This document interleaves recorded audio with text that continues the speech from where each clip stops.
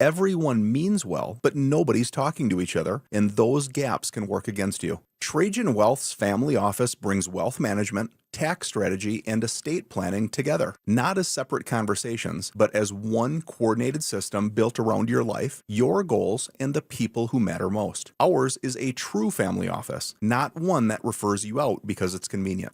This kind of dedicated collaboration used to require a 7-figure net worth, but here's the game changer.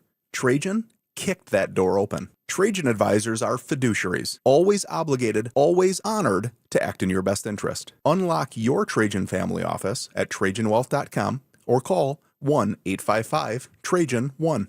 That's 1-855-TRAJAN-1.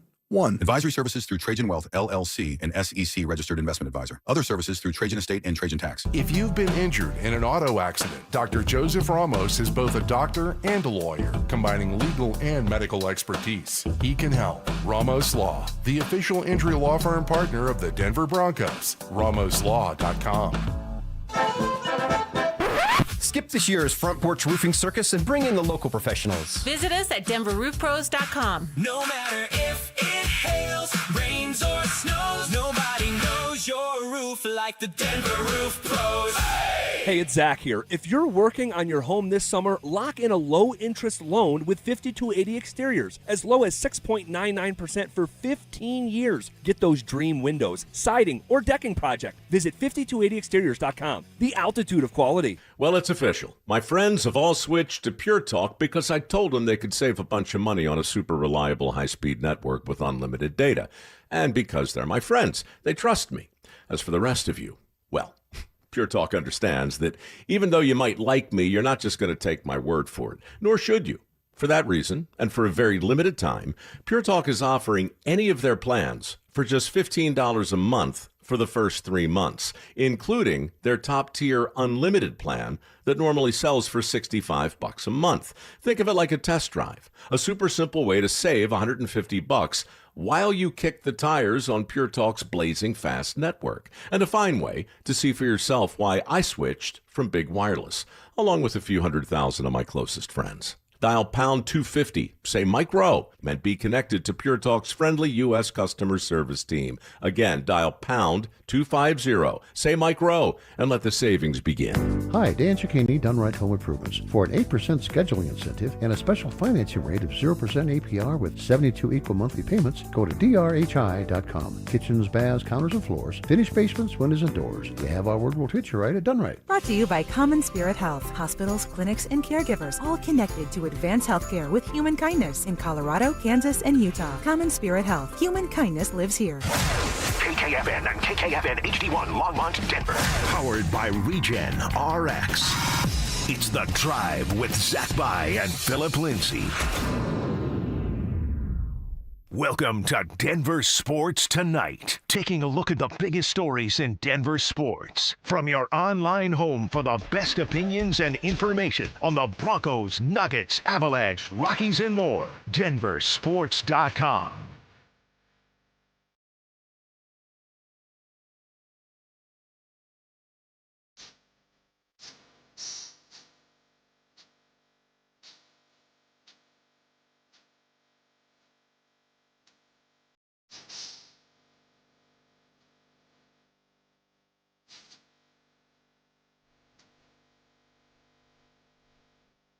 It is Denver Sports Tonight, right here on the ever-powerful Denver Sports 104.3 The Fan. And Emo Piro, Dante Gomez hanging out with you guys on this Thursday. Hope everyone is doing well out there in and around the Mile High City. The long crawl to Broncos training camp is almost complete. I believe it's fair to say we're now officially in the red zone. At some point next week, I'll be out there. ZB will be out there. I'm sure Phil will be out there. You're going to be out there, Dante? Look at that. That's the plan. Are you going, but just for the radio portion, or are you going to go out for, once the tents are gone and everything? You're going to go for, the whole thing, you think? I'm hoping to be out there every day. Okay, all right. Join my guys, go. Zach and Phil. I'm kind of Zach's little understudy out there, and I just kind of say, hey, look at that. Oh, look at that. Look at that. I like it. And then, doing Denver Sports Tonight every night as well. I think it'll be helpful being out there. So that's the plan. Be out there. a whole bunch. Well, I'll be out there as well. I'm sure my guy Jake Shapiro will also be out there. But days when Jake's not there and you're there, like I said, you were the honorary third mustache bro on today's Shapiro and Piro. We'll keep that going as well. So we'll get you in the mix there. And no, it's good, man. It's weird because there comes a point during training camp where it's like you're just so ready for the regular season, right? It's like once you kind of reach that halfway point and beyond a training camp, and it's like, okay, you're watching the drills and this and that. But where we find ourselves right now is currently constructed here on Thursday, July the 23rd, is you cannot wait for training camp. I mean, just the ability to get out there and, hear from Sean Payton, hear from Bo Nix, hear from Pat Surtain, Cortland Sutton, different coaches, Davis Webb. I'm trying to think.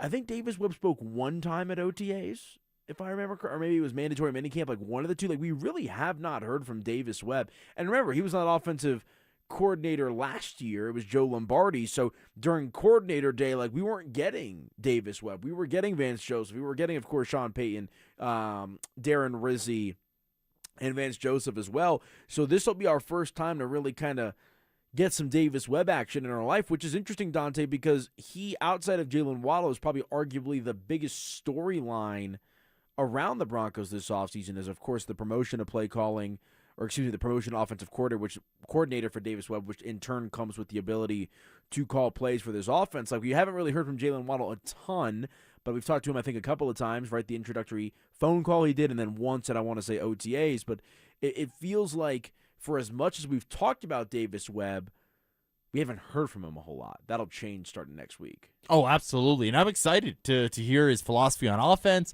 to hear how the offseason's been going with him and Bo Nix and Sean Payton. And he's a huge part of this organization moving forward. Massive. So I'm excited to hear. To be honest, I don't even know what his voice really sounds like, where I listen to every single coordinator or head coach press conference throughout the season, and you get to kind of learn these guys' voices and what they're trying to say, maybe sometimes even if it's not in those exact words. I'm excited about having that journey start with Davis Webb here. Yeah, no, I'm with you 100%. It's going to be awesome to be out there next week. It was scorching over the week, and hopefully we get blessed with some mid-80s days, because I remember last year, dude, it was 95 degrees out there, and it's, you're chugging your Dasani water and you're staying hydrated. I'm not trying to complain or anything like that, but let's make it a little bit more tolerable. I know you're from the Phoenix Valley, so it's probably nothing new to you, but that is one of the things when it comes to training camp is it's a marathon, not a sprint.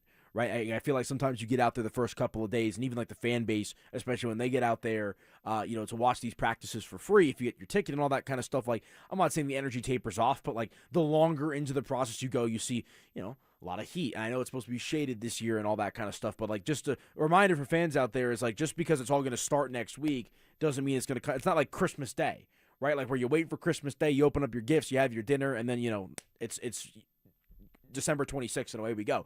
This is a 2-3+ week journey that we're about to take here that is training camp that, of course, leads through the preseason and, of course, the regular season. Cannot be more excited for that. We'll have you covered, of course, online at DenverSports.com. I run the social channels as well for us at Denver Sports, so make sure to follow us at DenverSports 1043. We'll give you all of the behind-the-scenes looks and information, of course, radio clips from your favorite shows. We'll give you press conference clips, one-on-one interviews with different players, so make sure you stay tuned to the website and the corresponding social media outlets. But I want to have some fun on the program today, kind of a little bit of a thought exercise as it pertains to training camp. I want to get you, the listener, involved in this one, so please feel free to share your thoughts here, 303-713-1043. That, of course, the RamosLaw.com text line. We'll kind of give out a couple of names for both of these categories, but with training camp starting up next week, I think we can take a look at a handful of names of guys that have the most to lose from training camp, meaning a bad training camp results in this, and guys that have the most to gain of a good training camp. And obviously that kind of factors into the preseason and the regular season as well. So kind of just a broad stroke exercise here, right? I'm not going to say Bo Nix is not on either one of these lists, right? I think as long as Bo Nix is healthy, we all come to expect that Bo Nix is going to be just fine and put the Broncos in a position to win double-digit games, contend for the division, and contend for the 1 seed as he did a year ago. This is a conversation more so for the guys that are maybe entering into a prove-it year and have an opportunity to, lack of a better phrase, sink or swim potentially with this Denver Broncos team. So I think there's a couple of intriguing names when it comes to guys that have the most to gain and the most to lose. I'll let you choose, Dante. Do you want to start with most to gain or most to lose for the Broncos in training? That feels like, is the glass half full, is the glass half empty? It's exactly kind of question. what it is. Let's start off positive. Let's go with who has the most to gain throughout the early part of the season here. Yeah, and honestly, I think there's a little bit more meat on the bone with these guys, to be honest with you, just because I think like guys, like you could also spin. I'm trying to spell roster on my Google there so I can get it all pulled up for me. But I think you can spin guys that have a lot to lose also into kind of a positive, because like if they do these things, like they're not going to end up in this situation. But when it comes to guys that have the most to gain, I mean, there's a few that really jump out to me. And why don't we kind of start with one of the rookies here? I think Jonah Coleman is a guy who has a lot to gain with this Broncos team. Obviously, you know, we'll kind of work our way up with maybe some names of importance, but I think Jonah Coleman is a guy where I would say there's a lot of among the rookies drafted, Dante, I would think that Jonah Coleman has a fair amount of expectation placed on him from the fan base as well as the organization to a certain extent. Just knowing what happened with J.K. Dobbins last year, and I think R.J. Harvey was fine as an all-purpose back, right? But when it comes to strictly running the football, I think you would like to see some improvement in that category. But I think Jonah Coleman is kind of looked at as like a supplementary option. And look, let's call a spade here.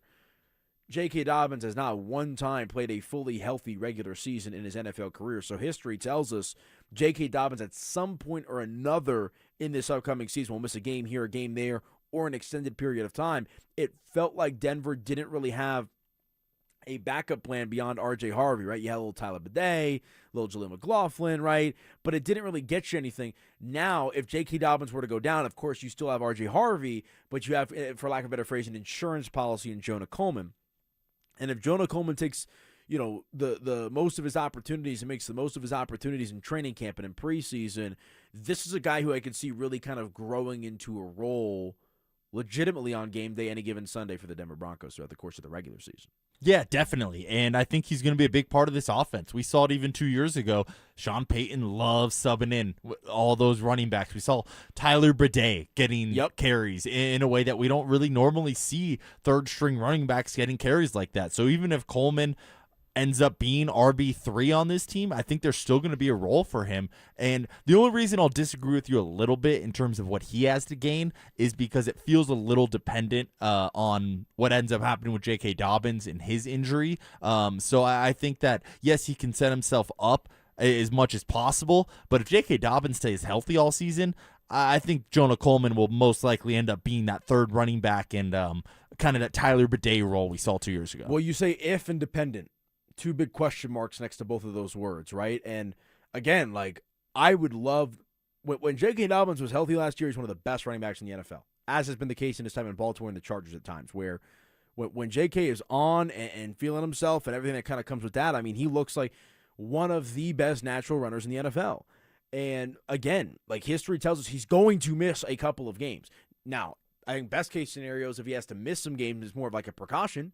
Right, it's more sort of like J.K. could have played this week, but we're going to hold him out to make sure he's good. So I hear what you're saying, but, I mean, history, again, tells us that Jonah Coleman, or RB3, whoever that is, who I think is probably going to be Jonah Coleman, is going to have a role to play in this Broncos offense at some point in this season, right? And I think the thing for me is in training camp, you talk about, and I know Sean's not calling plays anymore, but, like, they like to give a lot of different guys a handful of looks throughout the course of the game. So point being is I think Jonah Coleman is going to get some opportunities throughout the course of the regular season, assuming he doesn't bomb in training camp.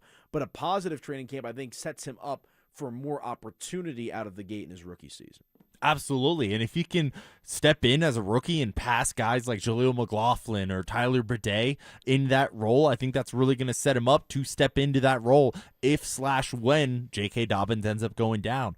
So I think it can definitely set him up. But in terms of a major impact on this team, I still feel like it's a little dependent on what ends up happening with Dobbins. I think that's fair. And ultimately we'll have to see what happens with that running back room. But it will definitely be fascinating to see what Jonah Coleman looks like here as a rookie. All right, let's move over to the defense here, talking about guys that have the most to gain entering into this training camp period. This one, I'm not sure I could give you one name. I guess the one name I would give you, but there's also some trickle down to some other fellas here, would be Jonah Ellis. I think you can make a case for Ioma Uwazurike as well, Q Robinson, Tyler Onyedem, right, who was their first selection in the draft this past year. I just think the combination of losing JFM, Jonathan Franklin Myers, coupled with the uncertainty that surrounds Jonathan Cooper at this point in time, right? Like, there's a chance that Jonathan Cooper is playing with the team come week 1. There's a chance we don't see Jonathan Cooper on the football field at all, right? There's a chance we see Jay Cooper for half the year. We just don't know what that situation is at this point. But point being is, like, even like let's just assume Jay Coop plays the entire season, just for the sake of conversation here. There's still a void that needs to be filled by losing Jonathan Franklin Myers. I know they've got DJ Jones, they've got Malcolm Roach, who they recently signed to a contract extension too, but it feels like one of these guys, whether it's a Jonah Ellis, a Savion Jones, and a Yoma Wazirike, a Q Robinson type, I think Jonah Ellis is probably the leader of the pack. One of these guys has an opportunity to step up and make a real name for themselves, Dante. Yeah, we've seen this Broncos defense, particularly that defensive line, rush the passer at an elite level in the last couple of years here since Vance Joseph teamed up with Sean Payton, and I expect that to continue, and I think Jonah Ellis is going to be a major part of that, and he was on my list as well in terms of most to gain this training camp, and a lot of that has to do with the uncertainty surrounding Jonathan Cooper, as you mentioned, and is he going to be suspended? Is he even going to be on this Broncos team? Still a lot of question marks as far as Jonathan Cooper's future with the Broncos and his future in the NFL, and I think Jonah Ellis slides in nicely if Cooper has to miss any time, but even if he doesn't miss any time, I think he's still going to be a big part of this defense as a growing player. Still young, I believe he's still 23 years old. Maybe he should have been. I don't know if you saw the ESPN article today that came out about the teams with talent under the age of 25. Like 31 or something where the Broncos. Yeah, they came in 31 out of 32. I do think the writer there missed out on mentioning Jonah Ellis, at least, because if Jonah Ellis steps in and has a big year, he is still under that 25 age 23 coming in to the season here, where he could go out and be one of those, wow, they have a young pass rusher like that, and there's still room for him to grow. So I think Jonah Ellis is going to have something to say about this defense. Yeah, Jonah Ellis, to your point, won't be 24 till right around the next NFL draft, right? So this is a guy who has 2 seasons of tenure under his belt, and hasn't really had a consistent role necessarily with this Broncos team, but maybe this is the opportunity for the former third-round pick to kind of burst on the scene, for lack of a better phrase. I'm certainly excited, and it seems like the Broncos, right, like the idea of moving him around on the defensive line or to linebacker, and kind of everything that comes with that, it seems like the Broncos are trying to figure out a way to get Jonah Ellis more and more involved in this defense and just overall snaps and reps and all that kind of stuff. I think, like I said, Jonah Ellis is the leader of the pack when it comes to guys in that kind of position group that can come out here and really show up and show out throughout the course of training camp. But I think Savion Jones, Yoma Wazirike, a guy who I've been high on as well, along with Q Robinson and some others, like, don't sleep on those guys too. Like, it feels like there's a name or two that could really emerge from that group, with Ellis kind of being the front runner right now. Yeah, absolutely. And no one really cares how you get your opportunity. And if it comes at the cost of Jonathan Cooper's legal situation and his troubles, I think that if you're Jonah Ellis, again, it's not how you drew it up, but any opportunity is a good opportunity for a young football player in the league. And if he can go in and take advantage, or any of the other guys, Wazirike, you mentioned there as well. So I think there's a lot of guys that could end up seeing more snaps than maybe expected because of that situation. I would agree with you. Let's talk cornerback here for just a moment. Obviously, we know that Jaquan McMillan is, trying to get a new contract extension. We know Riley Moss will be due for a contract extension at some point here in the near future as well. And we also understand that they've drafted a highly touted prospect at that same position in Jahdae Barron, who's a former Jim Thorpe Award winner at a UT. And look, I don't think I'm overstating it when I say that it was kind of a square peg, round hole situation when it came to Jahdae Barron with the Denver Broncos last year, obviously.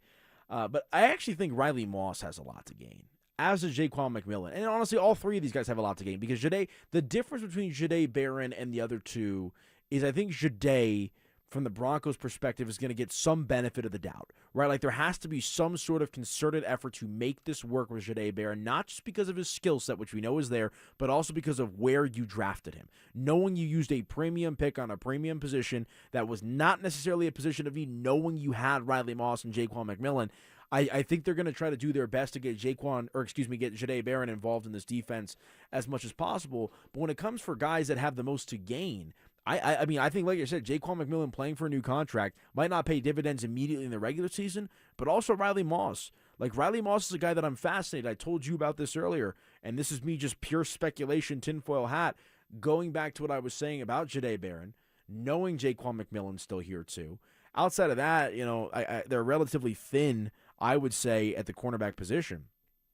But knowing that you have two starting caliber cornerbacks in Jaquan McMillan and Jahdae Barron, who you hope is a starting caliber cornerback, beyond Pat Surtain, would it surprise you if Riley Moss was flipped to a team like, say, the Detroit Lions through training camp? No, not at all. And especially, it all is contingent on not what version, but is Jahdae Barron a starting caliber cornerback in the NFL at this point? You would think they would exhaust every possibility to make that the case, knowing where they drafted him. Yeah, you would think, but Sean Payton has also come out and said you have to play the best players, and it's one of those where the locker room knows if you're playing a guy that doesn't deserve to be out there. So Jahdae Barron, yes, he has a lot to gain, but he needs to earn that starting role, not just be given that role, and hopefully he had a great offseason and comes in and is able to be a contributor in a way that we thought he was going to be a year ago, being that first-round draft pick. So a lot, I would say a lot to gain and a lot to lose if you're Jahdae Barron going into this year. It's a very important year two for that guy because you don't play in year one that much, you don't play in year two that much, people are going to start labeling you as a draft bust, and especially the highly touted corner that you were in college coming out. I think everybody had a lot of high expectations for this guy, and again, it's only been 1 year, but he hasn't lived up to it, and the clock's ticking. You got to live up to it in year two. Yeah, no doubt. Another position group that I think has a lot to gain, I don't know if it's necessarily one player in particular, I would say is wide receiver, just because we have two known commodities now in Courtland Sutton and Jalen Waddle. Who's going to emerge as wide receiver 3?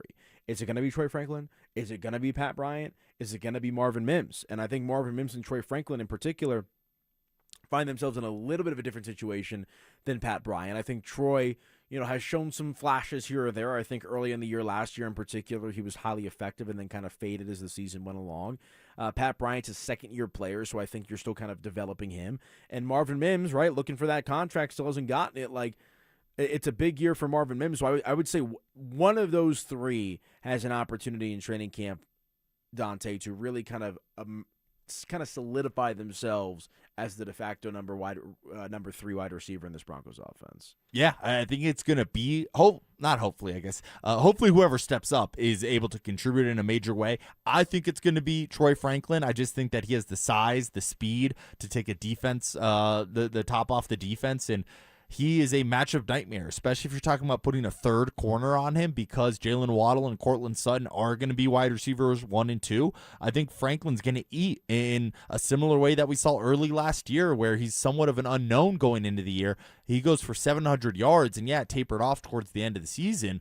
But if you're talking about a defense that has a key in on so many other aspects of this Broncos offense, I think Franklin's going to be a little under the radar for the competition, and he's talented enough to take advantage of that. I would agree. I think it's going to be fascinating to see just what this Broncos offense now looks like with the two legitimate threats at wide receiver, right? And what that means. Because I think Troy Franklin's a good player, as I do Marvin Mims and Pat Bryant, but those guys were maybe being asked to do more than maybe they should have been to a certain extent, if that makes sense, in these last couple of seasons, right? For Pat Bryant last year in his rookie year, you have two guys that defenses are going to have to focus on and respect in Courtland Sutton and Jalen Waddle. And the question is, how does that trickle down to these other three guys? Who emerges? Let us know your thoughts on the RamosLaw.com text line. Let's go here real quick to guys that we think have the most to lose. I got one more for gain, if you don't mind. Yeah, go ahead. I think not a player, but I think Davis Webb has a lot to gain this year. If he can go out there and make all these toys on offense work together in terms of Bo Nix being a dynamic quarterback again, Jalen Waddle, his new guy in town here, elite wide receiver, hopefully, Courtland Sutton, J.K. Dobbins, R.J. Harvey, Troy Franklin, all the names that we've mentioned throughout this segment, if he can make all of that work and this Broncos offense looks even better than what we saw last year when they won 14 games, I think that he's going to be in line for a head coaching job in the NFL, and it might be a one and done with him being an offensive coordinator here, but he has a lot to gain. I think most likely he's back regardless, even if it doesn't go that well. I don't think it'll be a one and done on the negative side, so I don't think he has that much to lose, but I think he has a lot to gain and just build on that reputation of being the next young offensive mind in the NFL. So I think if everything goes well for him, we could be saying goodbye to him at this time next year. Yeah, I think Davis Webb has the most to gain over the course of the entire season. Like, I'd probably put him and Bo Nix and Sean Payton as my 1, 2, 3 in no specific order. Because, like, Bo Nix, like a Super Bowl or a deep run and being healthy means more money on your next contract. And Sean Payton, I think the most to gain is obviously winning a Super Bowl to become the first head coach in NFL history to win a Super Bowl with 2 different organizations. But you talk about Davis Webb, a guy that's tracking to be a head coach at some point in this league. A well put together season and a complete season offensively could expedite that process to one of those premier franchises, assuming one of those opportunities does open up. But I do want to hit the guys that have the most to lose. This isn't as fun of a conversation because I don't think we're trying to manifest negativity. So yeah, why don't we hold that actually for the next break, because I think there's a couple of guys that deserve some time here that I think Broncos coaches want to get involved with here on the RamosLaw.com text line as well. Some compelling figures here about guys that have the most to lose on the Broncos coming up here in training camp. Let's hit a quick break. We'll come back, do just that. Dante and I here, DST on the Fan. What if J.K. Dobbins finally gets a full 17 games? Could a major award be awaiting him if so? Are the Broncos sitting on the biggest sleeper in the National Football League, and is his name J.K. Dobbins? I think the answer could be yes. J.K. Dobbins has that natural physical talent to be the leading rusher in the NFL. He's just got to stay healthy, and if he does that, man, this is setting up to be a special season. Denver Sports 104.3. The Fan. Guys, are you looking for a simple solution to hair loss this summer? Get Advanced Hair's breakthrough one-day treatment during their once-yearly summer savings event. Your own natural hair begins to regrow the very next day, and Advanced Hair guarantees it will grow. Take advantage of your flexible summer calendar and get the most hair for your dollar during Advanced Hair's best offer ever. For details and a free consultation, call 720-459-HAIR or at advancedhair.com. The truck driver wasn't paying attention and crashed straight into you. Now you're paying the price. You're looking at surgeries, missed work, and more. Call the truck crash lawyers at Berg Simpson Law Firm. Berg Simpson has been helping truck crash victims for 50 years. And with over $50 million recovered after truck crashes, our results speak for themselves.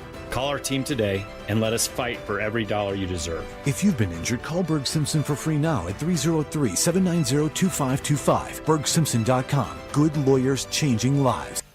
The new 2026 Honda CR-V was built for Colorado, and July is the perfect time to get one at Champ Honda. Whether you're crushing and cruising city streets or heading to the mountains, the CR-V delivers the comfort and capability you need all summer long. Champ Honda has the largest inventory since before COVID, so you have plenty of great options to choose from. And with their one price, one person, 1 hour philosophy, you know you'll be treated fairly with no games and no hidden charges. And remember, they never charge dealer handling fees. Colorado, it's time to take our recycling to the next level. That's why Recycle-On Colorado is bringing you more curbside and drop-off service from peaks to prairies. Guidelines as clear as our skies, so you know what goes where. And the price? As free as gawking at Bighorns on I-70. You deserve a recycling system you can count on, like your puffiest winter coat. And we're here to give it to you. Learn more at recycleon.org/Colorado.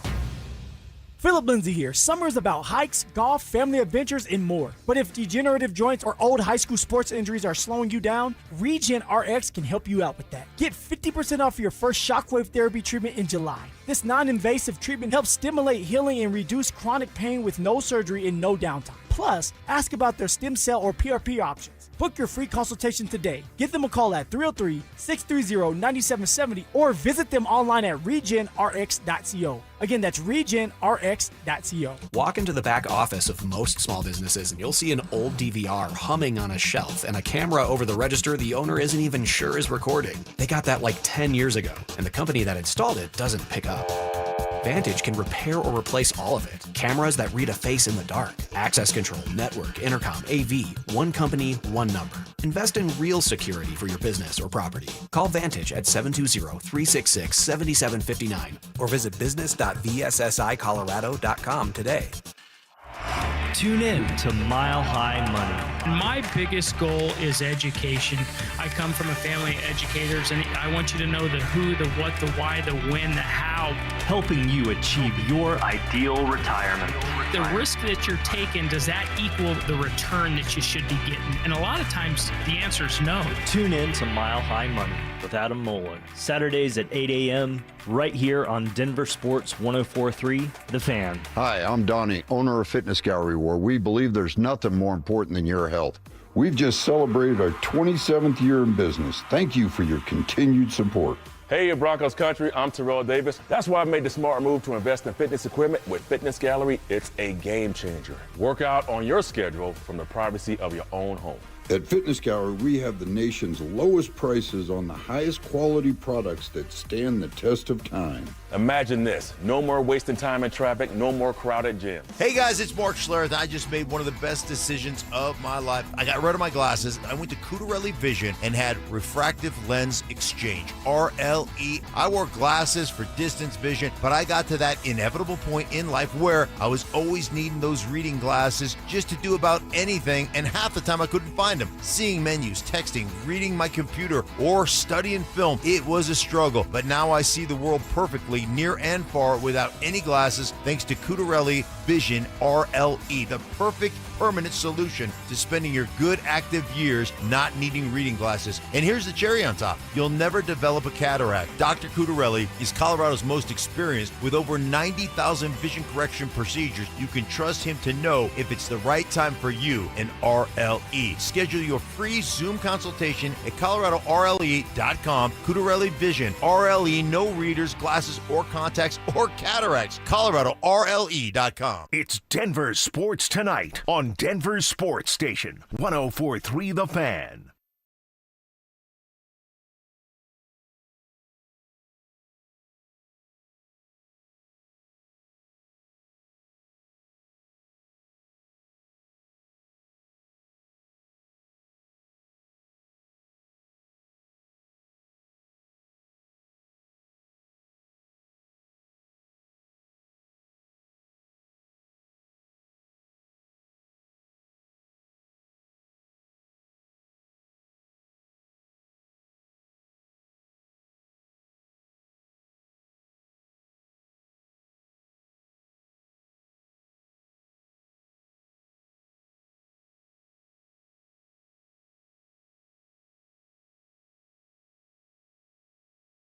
Here and go glass half empty. The Denver Broncos players that have the most to lose throughout the course of training camp. I think there's one obvious candidate. See, the funny thing about this conversation is I could flip it the other way, because if this player goes out there and balls out in training camp, you could say the opposite, like he has the most to gain, right? But when it comes to making a first impression, this player did not make the strongest first impression. And I think the fan base is somewhat optimistic about his ability to bounce back and show up and show out here in year two.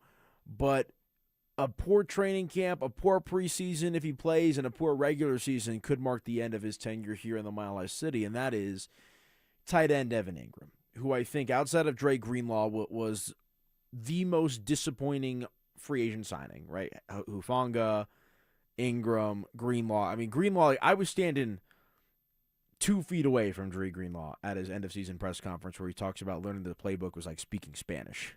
And like in that moment, I'm like, oh boy. All right. And then obviously the news that they move on from him was not surprising. He goes back to San Francisco. Evan Ingram, though, finds himself back. The way the Broncos did their end-of-season press conferences this year was different than how it's been in years past from what I was told. Typically, it's like an open locker room, right? They call it locker room cleanout day. I'll never forget, like, we're waiting in the atrium. Like, we want to talk to the guys, like, all that kind of stuff. And instead of being allowed into the locker room, they like put up 2 backdrops, and it's like they kind of divvy up players. So it's like me and Andrew Mason are covering it for the station, and so I'm at one podium, Mason's at another. So I did not have the opportunity to, listen to Evan Ingram like firsthand, like in the flesh. Obviously, I caught up with it rather after the fact, but like, Ingram comes out and says, I think I did what I was supposed to do, this, that, the other. I mean, I could think of like one memorable play that Evan Ingram had, and that was the catch, I want to say down the sideline, right, against the Washington Commanders on Sunday Night Football. But a relatively quiet season for Evan Ingram relative to expectation, right? You're talking about a guy that was billed to be this Joker. He dropped the Joker gif on Twitter or X, whatever you want to call it. Underwhelming season, to say the least, from Evan Ingram. another underwhelming season, I think, leads me to believe that he has a lot to lose in this training camp, Dante. Yeah, absolutely. And it's could be wraps on Evan Ingram's career in the NFL if it doesn't go well this year. Could be. And that's the ultimate a lot to lose. So not only were you a disappointment in Denver, you haven't really done that much in your last 2 to 3 seasons in the NFL. So you got to go out there and prove you're worth that contract. And the Broncos went out and drafted 2 different tight ends in the draft. So obviously they're not too happy with the production that they got. They go out and draft Justin Jolie. They go out and draft Dallin Bentley. Sean Payton also had a lot of nice things to say about Caleb Lohner during the rookie OTAs earlier this summer Cecil's as well. Guy. Yes. That's Lucas Kroll. No, Lucas Kroll is Cecil's guy. Apologies. But Caleb Lohner is an interesting prospect, and what if he figures it out in year 2 after not having a long football career prior to this? Maybe it just took a little bit of time for him to move better on the football field and gain the weight that he needs to comparatively, because it's a lot of different muscles, football to basketball. It's a lot of different actions when you're running and changing directions, and maybe it just took him a year to figure out all of that, and he's going to go out there and be that premier athlete that we think he can be, but just translate it to the football field this year. So Evan Ingram, your clock is also ticking in terms of your NFL career and your time to be impactful with the Broncos. Yeah, it'll definitely be interesting to see, especially like the fact that they didn't switch up the line or the tight end room outside of a couple of draft picks, right? Like it's still Evan Ingram's going to be that first option you would think, for the passing situations. And Adam Trout would be the first option you would think as well in the block and run situations as well. So we'll see how that shakes out. I was saying linebacker because I want to point out a couple of position groups that I think fans would kind of point to in this conversation that I don't think will come to fruition with regards to guys that have the most to lose. Like I think linebacker, right? Like Alex Singleton and Justin Strnad. You're essentially running back your linebacker core minus Drake Greenlaw, who didn't make that big of an impact anyway last year. I know there's a lot of fans that are fed up with Singleton and are okay with Strnad, but the depth behind them at linebacker makes me believe they're going to be fine as long as they're healthy. I mean, you're talking about Drew Sanders and Red Murdoch, right? We know what's been going on with Drew Sanders, and outside of that, you got guys like Kareen Reed, and Lavelle Bailey. So I think linebacker is going to be fine. We talked about cornerback as well, but another position group. And I don't know how much time you want to spend on this one because I think the hope is that this position group doesn't have to factor into any games throughout the course of the season, is backup quarterback. And I think Jared Stidham has a lot to lose, right? Because Jared Stidham, I can't even lie to you. I'm not sure what the turnout was. I'm actually not even sure if it happened yet. But did you see Jared Stidham's doing that meet and greet? Yeah, the Panda Express thing. I thought that was a little funny. You think a lot of Broncos fans are going to have great things to say at Jared Stidham at a meet and greet? I mean, Broncos fans are highly dedicated to the team, where I'm sure not everybody hates Jared Stidham, but you mentioned when you were talking about Evan Ingram, not a good first impression. As far as the last season goes, Jared Stidham had maybe the worst first impression with this team. That's what I'm saying. And his performance in the AFC Championship game there, and I don't blame it all on him. New England has a really good defense. There was some rumors that there were some play call mishaps as well, so it's not all on Jared Stidham's hands, but he could have played better, and if he does, maybe we're talking about the Broncos competing in the Super Bowl just this last year instead of falling short to New England. Yeah, I mean, it's just like you mentioned the name Jared Stidham.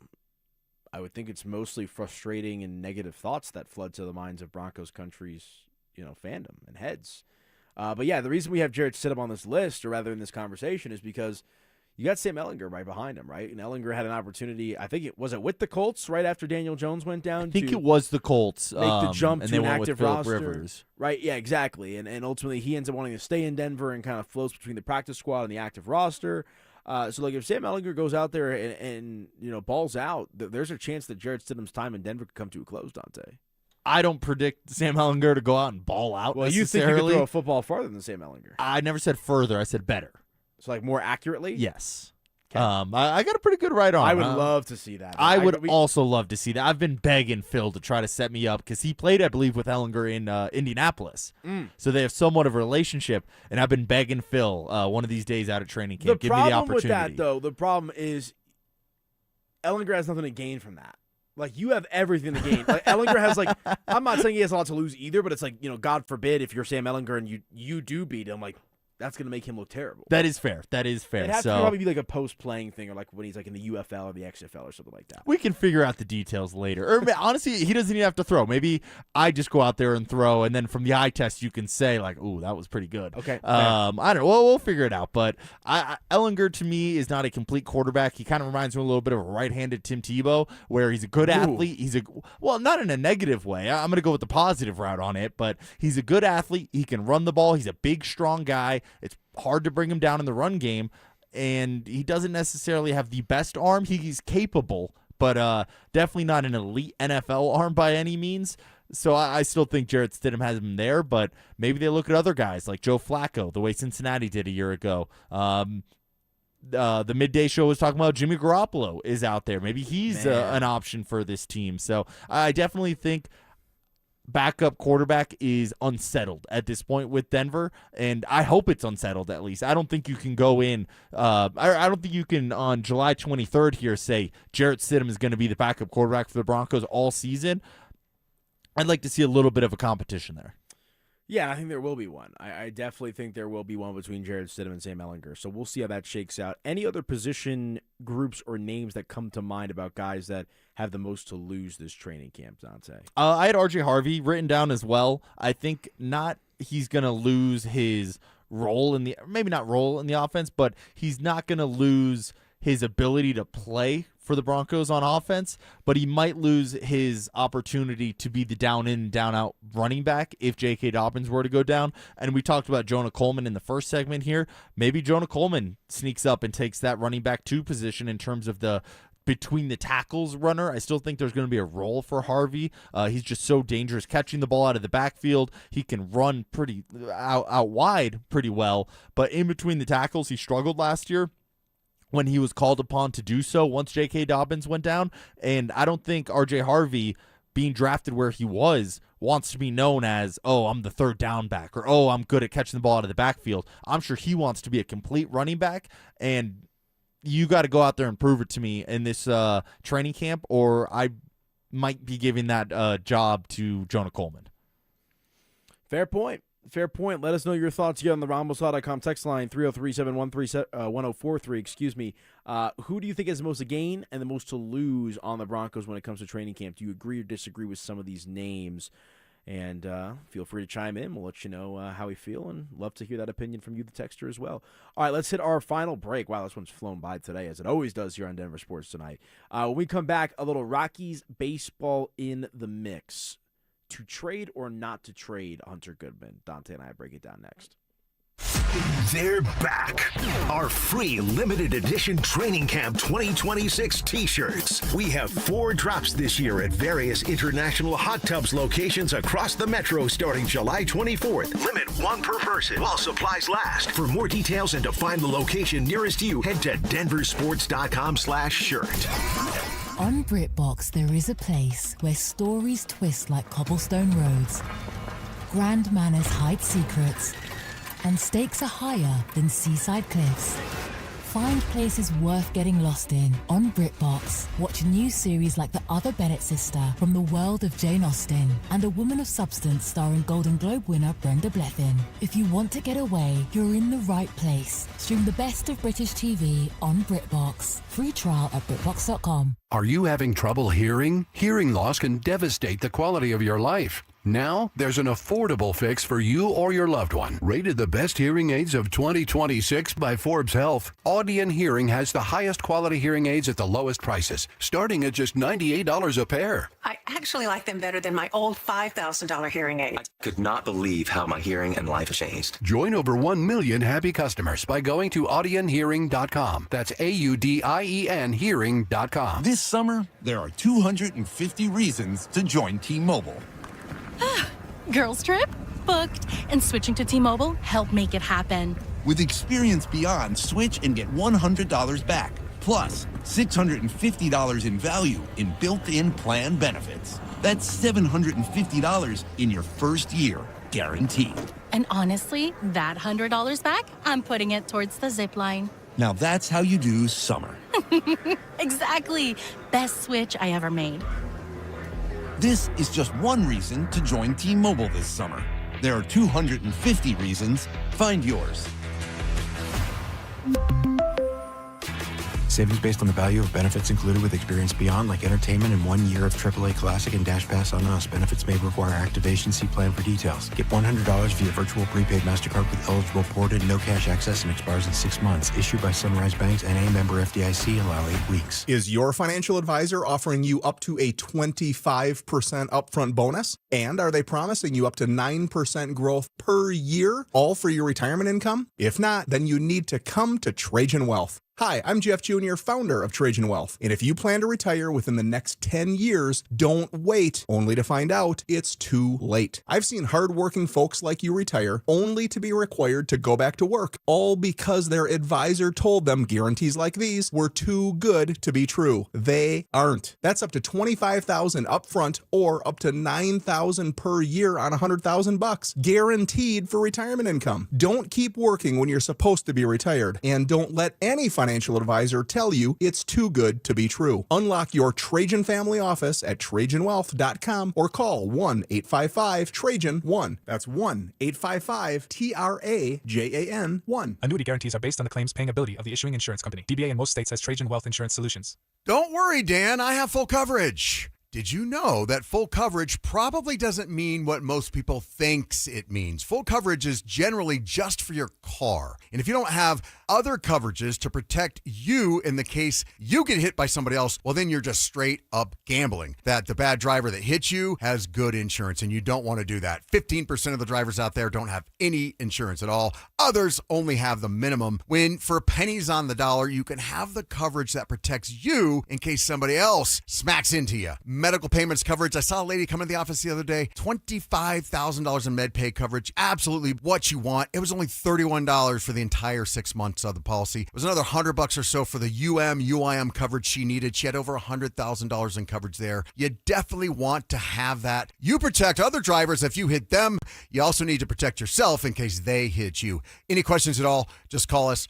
303-LAW-4040, Jacobs Law, 303-LAW-4040. This is a special alert to all Americans who own a vehicle with less than 200,000 miles with an auto warranty about to expire or with no warranty coverage at all. Due to a decline in the economy, CarShield is announcing a low-cost month-to-month vehicle protection plan that is now available to the public to save any driver out-of-pocket expenses on future auto repairs. Call now to find out how you can pay almost nothing for covered auto repairs. Yes, you heard that correctly. Pay almost nothing for covered auto repairs. An open phone line has been established for all drivers to call for a free quick quote. Call 800-330-8323 now. Drivers who are covered will not have to pay for covered repairs again. This protection plan is at an all-time low. Additionally, drivers who activate this vehicle protection today will also receive free roadside assistance, free towing, and car rental options at no additional cost. Call us for your free quick quote today. 800-330-8323. That's 800-330-8323. What do you have to lose? Call 800-330-8323. Again, 800-330-8323. Want real Broncos talk? Cecil Lammy and Andrew Mason bring the heat on Orange and Blue Today. The most passionate intelligence and in-depth Broncos coverage in the game. Weekdays at 5 p.m. on the Denver Sports 104.3 The Fan YouTube channel. Hit subscribe at Denver Sports 104.3 and never miss another take. Orange and Blue Today, powered by Ramos Law, official injury law firm partner of the Denver Broncos. Denver Sports 104.3 The Fan. Denver Sports Station 104.3 The Fan presents Denver Sports Tonight.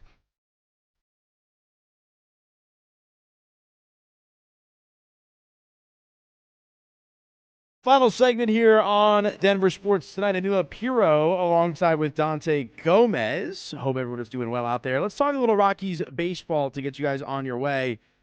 And I want to leave with a text from the 4735. The topic we're going to discuss is the idea of trading Hunter Goodwin. What would it take? Should they trade him? Troy Rank had an excellent piece in the Denver Post that I read this morning. Highly encourage you guys to go ahead and check it out. Jim Bowden, a former Major League Baseball executive, had some thoughts on the manner as well. So we'll dive into that, but I want to read this text message first. The 4735 says, it doesn't matter who the Rockies trade. They'll still be the Rockies. My hope is that with the Penner Group owning 40%, and I'm not sure if that's the official number, that they will have a say in building a good team and actually competing and not getting their butt kicked every game. End of text. I understand. And look, my first reaction to the Walton Penner ownership group buying a stake in the Colorado Rockies was elation. I was thrilled. I thought it was a great thing. I think it's more about the business, and maybe they work their ways up to majority owners, and I don't know if there's a radio host on the station. I don't want to steal his thunder, so I'll leave it kind of nameless there. But, like, point being is, because I don't know if he said it on the air yet, like, I don't know if the Walton Penners are trying to be like the Dodgers, where it's kind of a free-for-all and a spending frenzy. I think the Walton Penners love the idea of operating within a cap. He did say it? Yeah, Zach has mentioned it. Yeah, so Zach has mentioned it about how, like, they actually would be pro-salary cap. Correct. In the way that the NFL is, where they know what their expenses are going to be on any given year. They don't want to try to keep up with the Joneses like the Mets or the Dodgers. Right, and honestly, it's a take that I hadn't thought about until Zach brought it up to me, I want to say a week or two ago. And it's a good one. I think they like the construct of the NFL and the salary cap and everything that kind of comes with it. But point being, I'm excited about the Walton Penner ownership group having a piece of the Rockies. I think it'll make the Rockies better. But that does not outweigh my love of bringing in Paul DePodesta. Like, I think bringing in Paul DePodesta... Love? I think that's the more significant move. If the Rockies are going to get back on track, that's the move I care more about than the Walton Penners buying a minority stake in the team. I think that's fair, but the love of Paul DePodesta, I think we still have a long way to go before we get to love. I think are you a love bomber, Anilo? You just go on a first date with girl and be like, yo, I love you. I typically am not, but I think in the case of the Rockies, just knowing what they've had to deal with, right, it's such a breath of fresh air that ultimately I think, like how do you not love what Paul DePodesta kind of brings to the table? And I understand he hasn't really done anything significantly, but, like, it feels like the first time since, like, Dan O'Dowd that the Rockies have, like, a legitimate baseball mind who's kind of, I don't know, just knows what he needs to do with the organization running the front office. And I have a soft spot for Jeff Bridich. Jeff was always good to me on a personal, basis and all that kind of stuff. And there's more to it than meets the eye with Jeff Bridich. That's a conversation for another day. But I bring that up because, like I said, Troy Rank wrote an awesome piece in the Denver Post this morning. And he mentions these quotes from Jim Bowden. Let me pull up the headline here for you guys as well, just so we can kind of put it into context. But it's essentially going back to a conversation that I've had with Phil, that I had with Jake Shapiro last week on air, and that I'll probably have with Cecil tomorrow when I fill in from 10 to 2. Here's a story from Troy. Rockies shouldn't trade Hunter Goodman, but Mickey Moniak, Jake McCarthy have to be on the table. So the headline in of itself is nothing earth-shattering, but one of the details that Troy kind of lays out, and Jim Bowden also kind of highlights in the interview that he did with a separate media outlet, is there's no ifs, ands, or buts that Hunter Goodman is the most valuable trade chip that the Rockies have.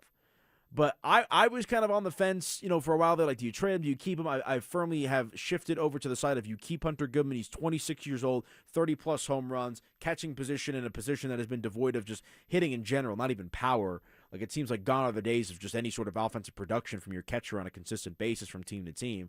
I am pro Hunter Goodman, and I know Jake didn't necessarily agree with that take. But one of the thoughts that Troy threw out in his article is trading Hunter Goodman is arguably the fastest way the Rockies can get back to relevancy, right? Because he's your most valuable prospect, and I believe he's entering into his first arbitration season as well. So you're looking at a guy with multiple, not just one, not just two, beyond 2 years of team control at a relatively affordable deal. Not that affordable. He's been playing pretty well. He'll make money, but compared to what he might be able to get if he was a UFA after this year? That's fair. I bet you he still makes 18+ after this. Which feels like a bargain compared to what some of these guys would make on the open market, though. That's fair. But that's the point of arbitration, is to get these guys paid while still being under team control. I agree. I think you still sign up for 18 to 24 mil if you're the Rockies. No doubt. And again, I think the age fits the timeline of the Rockies. I think Moniak, McCarthy, guys who are, 28, 29 years old, like, I'm okay with getting off of those guys and just recouping some prospects and building up your starting rotation, your bullpen that way. Senzatella's got to go. Or, like, guys that have no future with this team. Like, you want to talk about Cole Carrick, that's one thing. You want to talk about TJ Rumfield, that's another thing. But I think Hunter Goodman, like, those three guys are probably the three relative untouchables. I would consider Rumfield. I would. Carrick, you could float out there. But Hunter Goodman is the one untouchable, and you're probably sitting here like, Anila, like, there should be no untouchables on this Rockies team. I hear where you're coming from. But again, trading Hunter Goodman is your fastest path to a rebuild, but it might not be your smartest. And I'll throw out this question. The way that I kind of laid it out to Jake, or Jake and I went back and forth on it. If the Rockies get an offer for a top 10 prospect, not in a team's farm system, but a top 10 pitching prospect in baseball, and a couple other top 100 prospects, or one more top 100 prospect, and some, just fellow prospects that are, highly thought of, but maybe not in that top 100 status, is that enough for you to move the needle on a Hunter Goodman trade? I think it would be. And it's so hard for this Rockies organization to bring in free agent pitchers that are quality guys. And Tomoyuki Sagano's been having a pretty solid year, but I don't think you can rely on bringing in all these guys. Michael Lorenzen's actually turned it around a little bit, but no one's mistaking either of those guys for elite arms around baseball. So if you want to try to get an elite starting arm, it will likely have to come through a farm system or trading one of your guys for a young prospect. So I would have to listen, and at that point, it's about the eye test and what your scouts tell you and what your general manager tells you about these guys. But I'm not hanging up the phone if I'm the Rockies. Yeah, and here's a proposed trade from Jim Bowden, where the Red Sox would receive catcher Hunter Goodman. In exchange, the Rockies would get left-handed pitcher Conley Early, right-handed pitcher Kyson Witherspoon, who I believe is the number 4 prospect in Boston's system, shortstop Marcelo Mayer, who's in the big leagues, and catcher Carlos Narvaez, who I believe is in the minor leagues as well. But point being, and Bowden adds here, quote, how in the world do you trade a catcher that's got 30 home runs, that's your only all-star the last 2 years? How do you do it? Well, you only do it if the load coming back changes your future. He continues on the Red Sox about, going all in and that kind of stuff. I hear what Jim is saying. It would have to be like the definition of an offer you couldn't refuse for me to move Hunter Goodman at this point. Again, 26 years old at that position with that power, fits the timeline of the Charlie Connors and the Zach Fiends. We'll see what happens with Dollander. Like you could still have 6, 7, 8 positive years of Hunter Goodman beyond this season that I think you're going to need some leadership and some sort of cornerstone at some point, and I think Goodman is that. Yeah, and he really could be the leader of this team going forward. So to me, it just depends on what direction this organization wants to go in. Do you think you're going to be more competitive next year? And if so, then you keep Hunter Goodman. Do you think that you're building for 2030? And if that's the case, right, maybe at that point you pull the trigger on a Godfather offer by a team like the Red Sox. So it just kind of depends how this team sees their next, what's their 5-year plan, basically. Everyone asks you that at a job interview. What is the Rockies' 5-year plan? Do you want to be competitive in 2027 or do you want to be competitive in 2030? Yep. And that is the big question, and that is going to answer all of the questions. I guess we're going to find our answer depending on who they decide to trade at the end of the deadline here. Yeah, like I said, I think you're going to be able to acquire some quality pitching prospects in exchange for guys like Mickey Pontiac and Jake McCarthy, 2 guys that have been really fun to watch this season, but I don't think kind of fit that 5-year plan. I don't think you're getting great prospects for those guys, by the way. They just are more short-term rentals at this point, and typically on a short-term rental, you're not getting a top prospect. Let me end with this. I think the Rockies find themselves in a strong position because there's going to be a lack of sellers at the deadline because of the expanded playoff. I think the Rockies have a lot of different prospects they can trade. I'm not sure how many sellers there will be. All right, let us know your thoughts. Good show. Dante Gomez and Elo Piro, DST on the Fan. We'll see what happens with the Rocks. Peace.